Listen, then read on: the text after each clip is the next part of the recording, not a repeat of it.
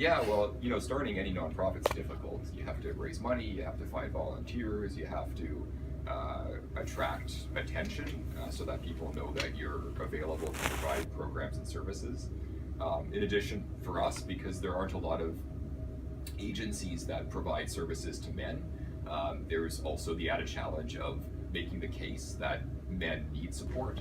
So do you have any major donors or funders? Yeah, well, these guys. So that's our founder club wall. So these are people who donated, most of them $5,000, and so they get their name on the wall and other kinds of recognition.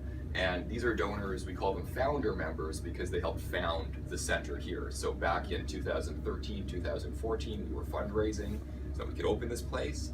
And we had, I think, came up to 9 individuals, both men and women, who made significant donations. And we recognize them as founder club members, we call them. And actually, it's interesting because we're now fundraising to open a center like this in Ottawa, and then after that in Vancouver. What are some of the charity's proudest moments or best successes?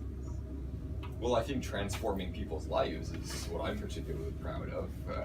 It's not like one moment there. There is just an ongoing series of moments and accomplishment. I think at this point we've probably had about 200, a little bit over 200 clients, all across the different programs that I was describing. So I mentioned we've got about 40 men that have been that have participated in the domestic abuse support group that we run for men who've experienced domestic abuse. But then How have you made a difference in the community?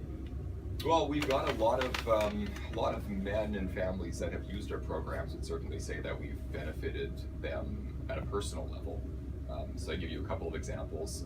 One of the programs that's kind of related to the mental health work that we do is for men who've experienced trauma or abuse.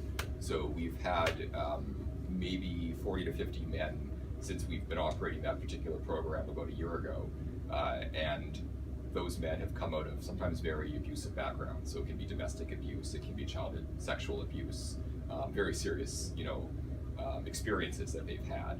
And for a lot of these men, they've never talked to anybody about these experiences. So for them, many of them have a sense of kind of hopelessness, like nobody cares about the experiences they've had. There's no hope for them or their family. So for them to be met with a positive reception when they come to us, it fills them with a lot of hope and optimism that they can get the support that they need.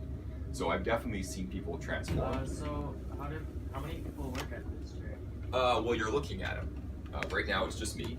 We have a lot of volunteers. It's almost all volunteer based. It's a very, very grassroots project.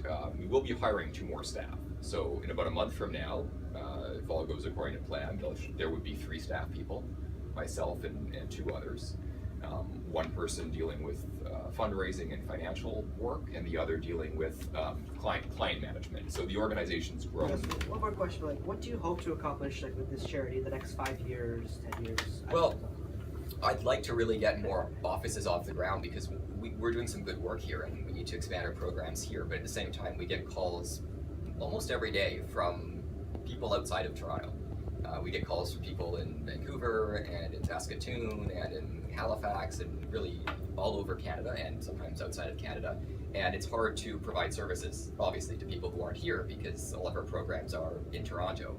So if we had offices across Canada, well, then if we get a call from a man who he and his children are dealing with domestic abuse, or we get a call from a man who is dealing with depression or anxiety, we'll have services in his community where we can refer him to.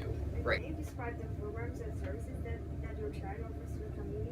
We do a lot of different things. So 3 major areas. One is mental health. So our programs focus on providing mental health support to men. And that takes the form of both individual and group support. So we do one-on-one counseling and therapy. And then we also do group peer support, which is basically a group of men, sometimes facilitated, sometimes not facilitated, who talk about their challenges and their issues, and they kind of just learn from each other. So that's mental health. Second area that we're involved in is providing legal services to men who are dealing with family law or criminal law issues. And the goal there is when a family breaks up, when there's like a separation or a divorce, it can be kind of tough on fathers to maintain an active involvement in the life of their children. So this is a group that helps men to fight so that they can continue to play an active, involved role with their children.